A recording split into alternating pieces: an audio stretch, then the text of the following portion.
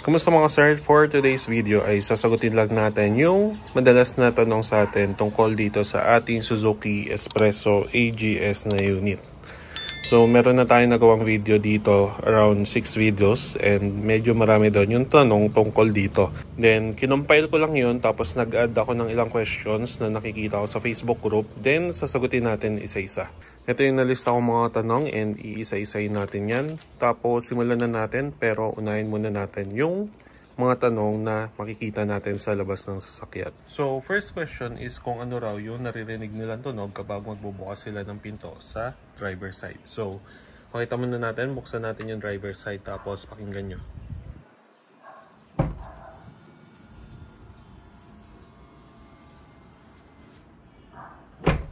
Ayun. Kung narinig nyo yung buzzing sound, nanggagaling siya dito sa engine bay. And ang yung tumutunog na yun is itong AGS actuator.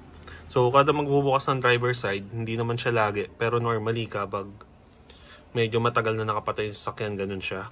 And to answer kung okay lang ba yun and normal lang yun, yes, normal lang po yun. Tumutunog lang yung itong part na to, itong actuator na to, dahil gumagana siya. Hindi rin ganun kita, pero kada gumagana yun, nagbabago din yung level. Actually, another instance na tumutunog to is kapag moving yung sasakyan tapos nagsishift yung gear. Normal lang po yun, so hindi nyo po kailangang ikabahala. Next question is dito naman sa likod. And yung tanong ay kung isa lang ba talaga yung reverse light ng Suzuki Espresso. And kung mapapansin nyo dito sa left side, pag nakaharap tayo sa likod ng sasakyan, meron siyang reverse light dito. Pero pag pumunta kayo sa right side is wala siya, kahit abang ng wiring wala. And to answer yung question kung normal ba yun, yes, normal lang na isa lang talaga yung reverse light niya. Nung sinearch ko kung ano yung reason kung bakit isa lang yung reverse light is, isa lang kasi yung required talaga sa European law. Tapos another reason din na na-search ko is para makasave ng costing yung manufacturer. Kasi pag tinanggal nila yung reverse light na isa, hindi lang naman yung bumbilya yung matitipid nila, matitipid din nila yung wiring. Pero yung iba, dito sa atin, meron mga nagpapakabit ng isa pang reverse light doon sa kabila din. So, possible yung ganun kung gusto nyo.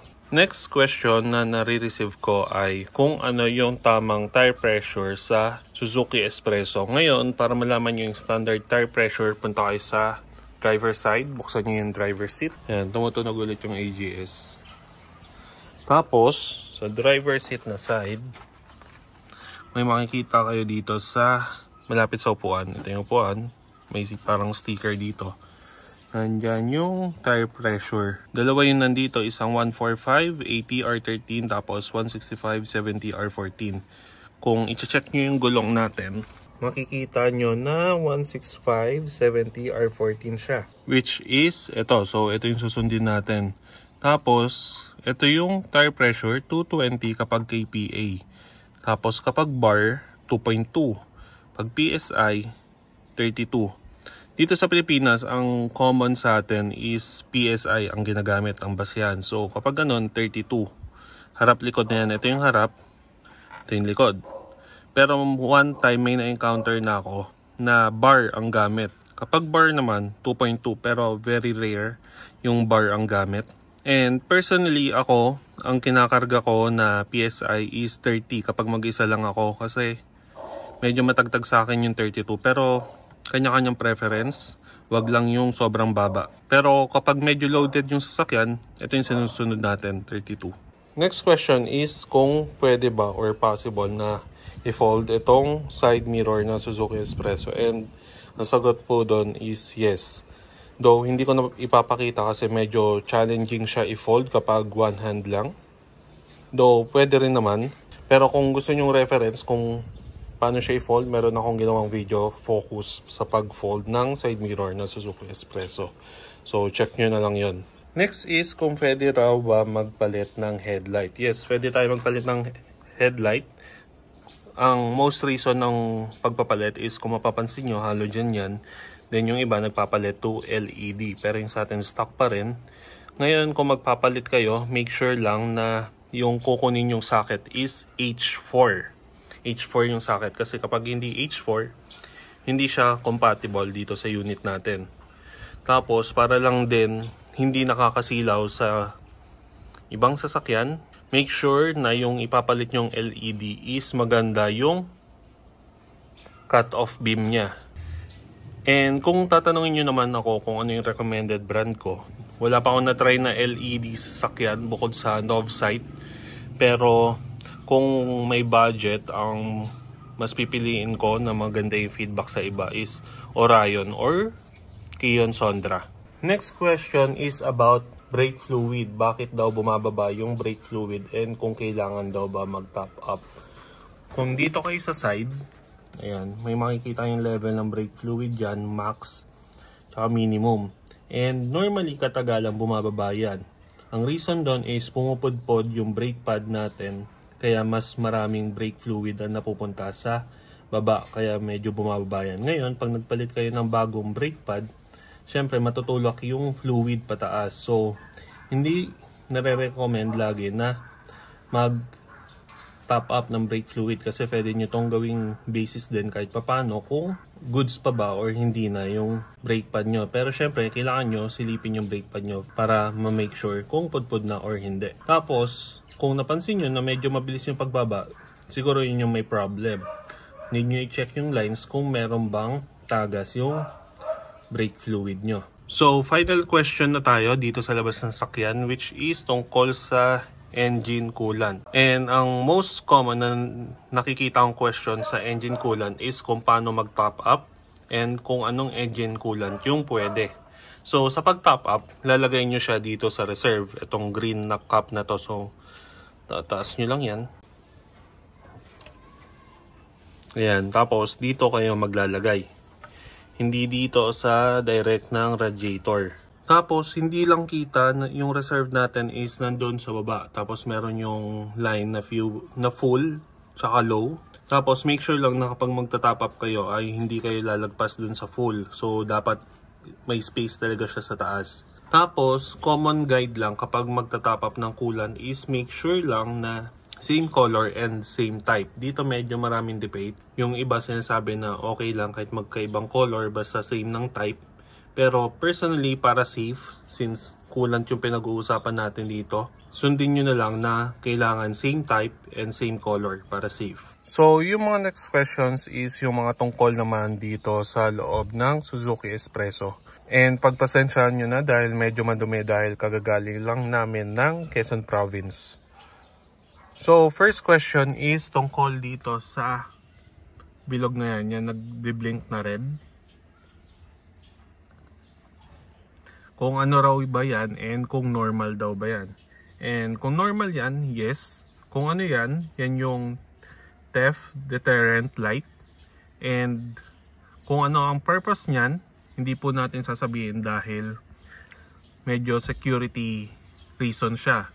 And para malaman nyo yung sagot tungkol doon is check nyo yung manual nyo, page 2-7. Nandun mismo yung sagot, 2-7.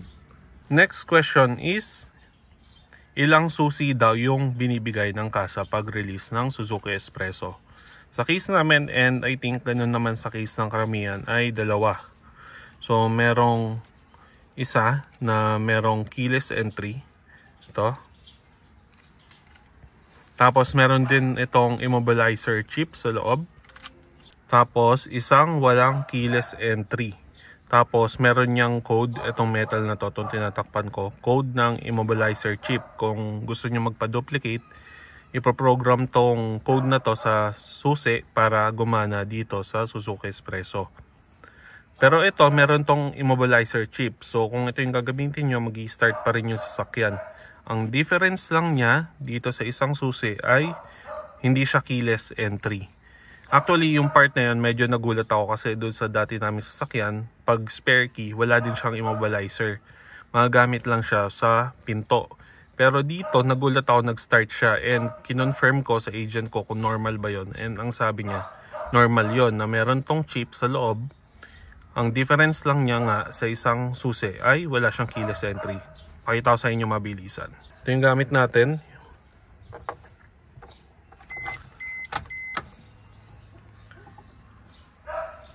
Ayan, naririnig nyo rin ulit yung AGS actuator. So start.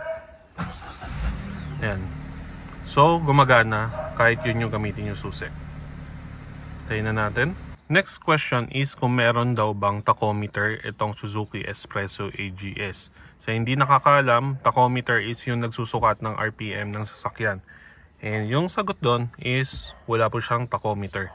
Pero meron ako nakikita sa group na bumibili sila ng sinasaksak sa OBD port. Tapos makikita mo doon yung RPM, yung temp ng coolant mo, mga ganung bagay. Next question, ito yata isa sa madalas na tinatanong sa akin sa video sa YouTube. Tungkol sa gas pedal. Since AGS nga ito, ang madalas na tanong is kailangan pa raw ba bitawan yung gas pedal para mag-upshift siya? Yung sagot po doon is hindi. Though recommended. Ano ba yung difference kung bibitawan nyo yung gas para mag-upshift or hindi? So punta muna tayo doon sa nagbibitaw ng gas para mag-upshift. Ang nakikita kong benefit kapag ganon, less yung jerking niya. Second, minsan yun yung nagiging trigger para mag-upshift siya. So kung gusto nyo mag-upshift, pwede nyo bitawan yung gas, then mag-upshift siya. Pero hindi yun 100% na ganon lagi. Versus naman sa hindi bumibitaw sa gas, ang nakikita ko lang na difference is yun nga. Minsan, mas malakas yung jerk niya compared sa nagbibitaw ng gas. Second, meron ka ma-feel na loss ng power during shifting. Ang assumption ko doon, kung marunong kayo mag-manual, sa manual kasi 'di ba bibitawan yung gas para mag-shift. I mean, pag mag-shift ka, kailangan mong bumitaw ng gas, diin sa clutch, ganun sa manual. Sa AGS, ina-assume ko na kinakat ng sasakyan yung gas mo para mag-shift siya. Yun yung assumption ko, though wala yun sa manual, yun lang yung observation ko. Kaya during shifting, since nakakat yung gas, may parang loss ng power. May nagtanong sa akin kung ano yung marirecommend kong gawin. Siyempre, marirecommend ko yung una para mas less yung jerking. Actually, yun lang yung parang pinaka-benefit para sa akin. Pero hindi naman siya totally 100% maiiwasan mo yung jerking pag ginawa mo yun. Though, malilesen mo. Yun lang. Next question is tungkol sa shifter. And yung tanong is kung anytime daw ba pwede mag-shift from drive mode to manual mode or vice versa. And ang sagot po doon is yes. Anytime pwede mag-shift. Ang ginagawa ko lang kapag mag-shift ako ng mode is bumibitaw lang ako sa gas. Ganun lang. Then shift na. Next question is tungkol naman sa aircon. Lalo ngayon na sobrang init, meron nagtanong kung kamusta daw yung performance ng aircon. Kahit ganito yung tint natin yan. Yung sa harap, ibabaw lang. Ito yung free sa kasa. Tapos dark yan. Yung sa bintana ko din, dark. Dark yan pa ikot. Okay naman yung aircon. Ang ginagawa ko kapag nagpapainit ang sasakyan, naka number 3. Para mas mabilis lumamig yung cabin. Tapos naka-close yung vents ko dito. Tsaka doon, naka-close yan. Ngayon, kapag okay na, medyo malamig na, ginagawa ko number 2 na. Tapos, nakasara pa rin doon, pero ito, nakabukas na. Kung may tao sa likod, since isa nga sa naging feedback ko dito is medyo hirap umabot yung aircon sa likod. Kapag gano'n na may sakay ako sa likod, sinasara ko na lang din to. Tapos, itong vents na to, dalawa, nakatutok sa taas. Para hindi bumangga yung aircon sa akin bago umabot sa likod. Okay, next question is tungkol sa infotainment. Meron nang tatanong kung Waze ready na ba siya. And the answer is yes. Yung infotainment natin is capable ng Android Auto or Apple CarPlay. Though wired siya. Ayan, makikita nyo meron ako ditong USB cord. Ayan. Hindi ko na yan tinatanggal dyan na yan. And ang napansin ko lang dito sa group, yung cable, medyo maselan si Espresso pagdating sa cable. Ito, tong cable na to, nabili ko sa Miniso. Pero kung walang Miniso malapit sa inyo, lalagay ko yung link sa comment para maka-order kayo online. And dito, nakita ko lang din to sa group na may nag-recommend. Tapos trinay ko, so far okay naman. Actually, kahit ilang beses na nahulog yung phone ko na nakakabit, never ako na-disconnect sa Apple CarPlay. Pakita ko sa inyo. Start lang tayo. Tapos, saksak natin sa phone natin. Yung phone yung gamit natin pang video so saksak natin. Wait, tanggalin natin yan.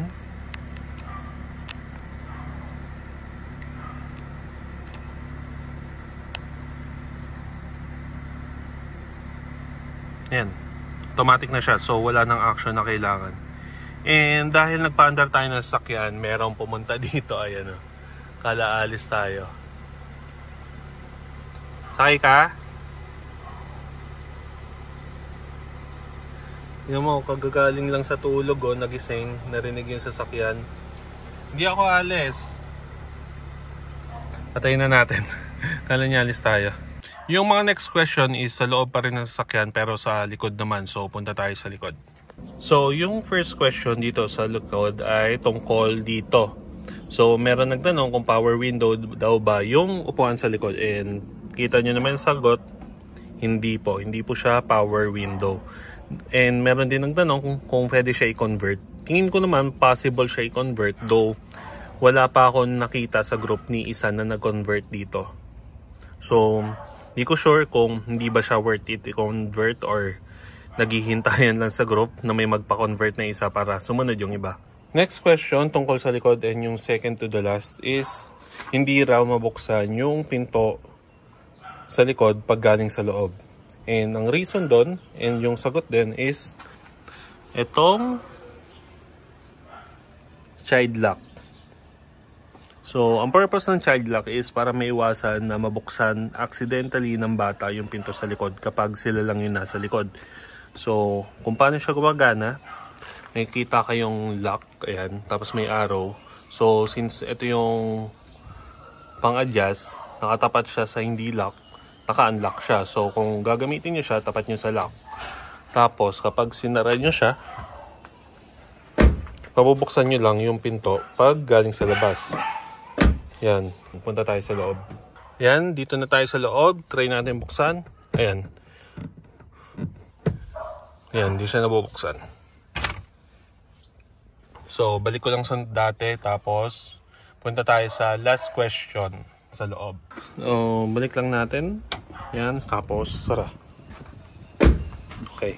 Yung last question, ito, na-trigger, may nag-post lang sa group, tapos may na-trigger na question.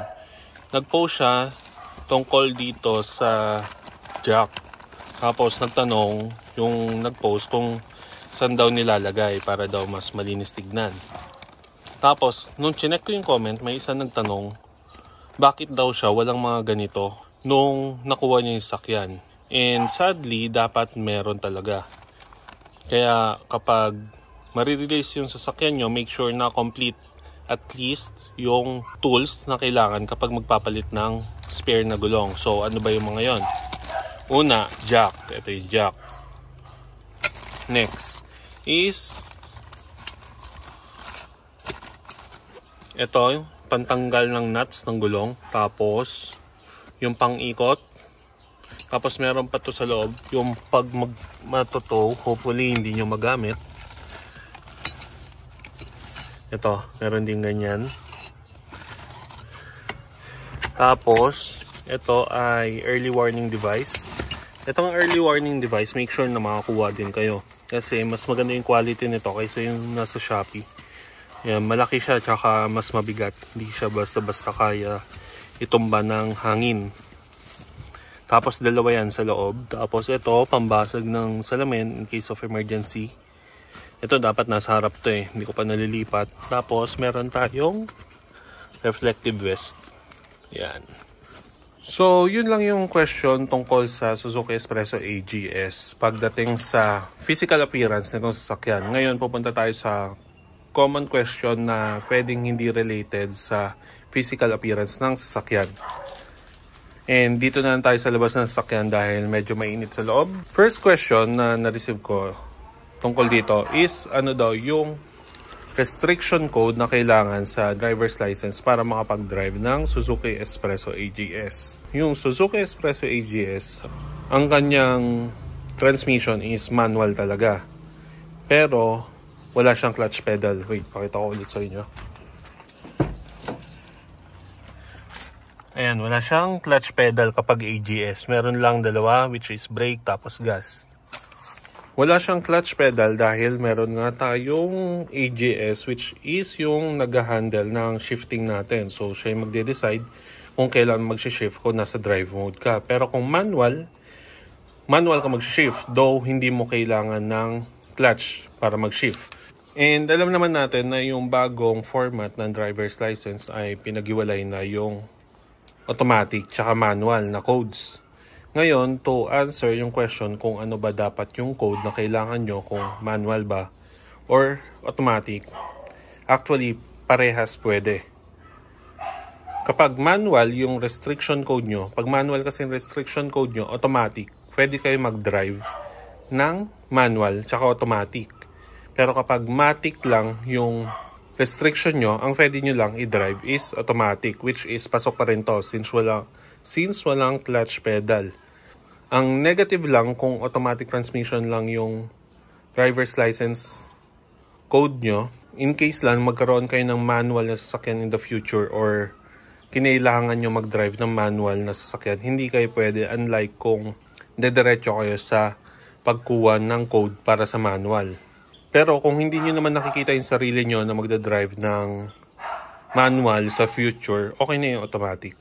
So, meron pang isang nakikichismis. Doon na. Okay, next question tayo. Anong gas octane daw yung dapat ikarga? Dito sa group medyo maraming opinion, though valid naman lahat. Pero kung pagbabasihan natin yung manual, 91 octane is okay na naman. Actually, kapag sinilip nyo rin yung loob nitong gas, buksan natin.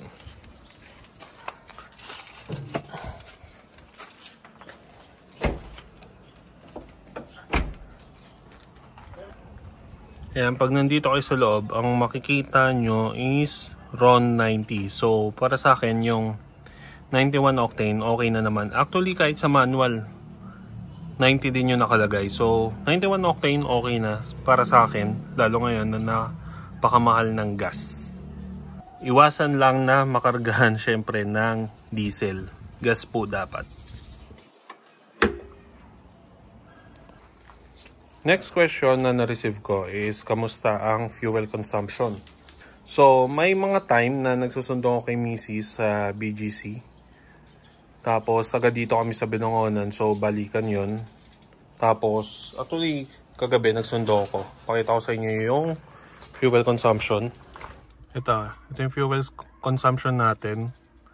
19.5. Tapos, siguro ito yung previous na sundo ko sa kanya, 19, tapos 18.7. Ayan, yun yung fuel consumption. Tapos, nagbagyo din tayo. Nung nakaraan, meron akong video. And nag-average yung buong trip namin ng Baguio, tapos Atok Benguet. Pauwi dito ng Binangonan na around 20 kilometers per liter. 3 days, 2 nights yon. Tapos, nag-try din kami na Infanta Loop, hiwalay din na video yon. Ang fuel consumption naman natin doon is around, ganun din yata, parang 19 or 20 kilometers per liter. Pero sure ako na mas mataas sa 18, parehas yung video na yun. So check nyo na lang parehas kung interested kayo. Ngayon sa traffic naman na mga scenarios, siguro ang lowest na na-encounter ko dito is 14.5. Never ako bumaba sa 14 flat pababa. Kaya na rin, may nakikisali na ditong isa pa. Sophie. Hindi alis. Ulo.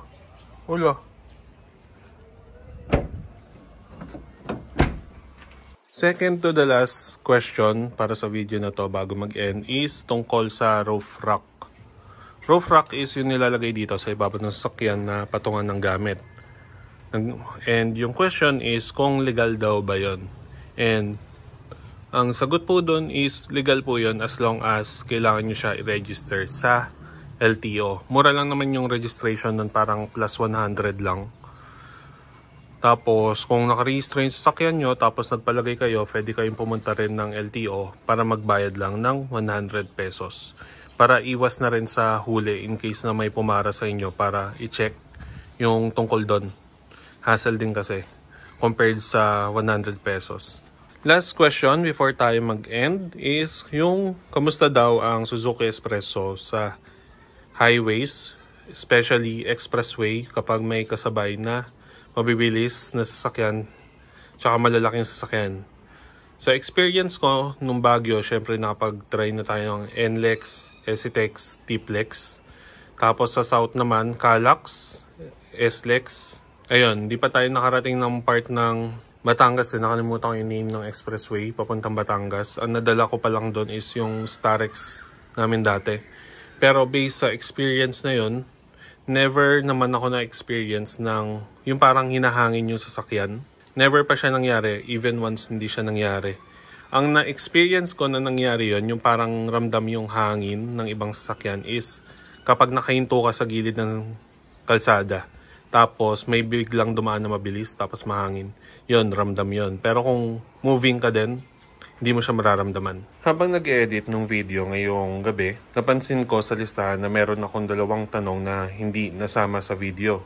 So, ihabol ko lang siya dito sa dulo ng video. Una is yung kung meron na bang cabin filter itong Suzuki Espresso AGS 2024. Itong unit natin is tag as 2024 model pero release talaga siya around September ng 2023. And yung mga 2024 model, although na-release ng late 2023 is meron ng cabin filter. Kasi merong ibang unit na na-release noong 2023 na wala pang cabin filter. Pero ito, meron na. Actually, meron ako isang video kung paano i-check yung cabin filter tsaka air filter dito sa engine and kung paano siya linisin. Next question is kung okay lang ba magpa-PMS sa labas ng kasa. Normally, ang tinutukoy dito is tulad ng Shell, ganyan. Ang sagot ko doon is kung yung sasakyan nyo is under warranty pa. Under warranty pa siya kapag wala pa siyang 3 years or wala pang 100,000 yung tinatakbo niya. Kapag ganun, recommended magpa-PMS sa kasa, hindi sa labas ng kasa. Kasi kapag sa labas kayo ng kasa nagpa-PMS and may nangyari na problem bigla dyan, hindi na i-honor ni kasa yung warranty. Kasi kumbaga hindi sila yung last touch. Kahit sabihin natin na yung naging issue is hindi naman ginalaw sa labas ng kasa, ituturo pa rin ng kasa yung kung sino yung nag-last touch. Actually, meron na ako nabasa sa group na almost 3 years na yung kanya. Bumigay yung water pump. Yung water pump is sa cooling system ng sasakyan. Since under warranty pa siya and sa kasa nagpapa-PMS, na-cover siya ng warranty and walang ginastos na kahit magkano yung driver or yung owner ng sasakyan. Tapos nakakalungkot lang kasi not sure kung bagong owner lang ng sasakyan yung nakita ko nag-post. First PMS pa lang niya, sa labas na kagad siya ng kasa, nagpa-PMS. Siguro nakikita yung mga post na mas mura sa labas ng kasa. Mas mura naman talaga pero ang i-risk mo kasi doon yung warranty. Pero syempre, sasakyan nyo yan. Rules nyo kung anong gagawin sa sasakyan nyo. Pero personal opinion, ayoko i-risk yung warranty. Since pag na-void yung warranty and may nangyari sa sasakyan, mas masakit sa bulsa. So, yun lang mga sir. Hopefully, nasagot yung mga question nyo. And hopefully nakatulong sa bagong owner ng Suzuki Espresso. And actually, kung meron pa kayong question, lagay nyo lang sa comment. And if alam ko yung answer, for sure sasagutin ko kayo sa comment. So hanggang dito na lang. Drive safe mga sir. Peace.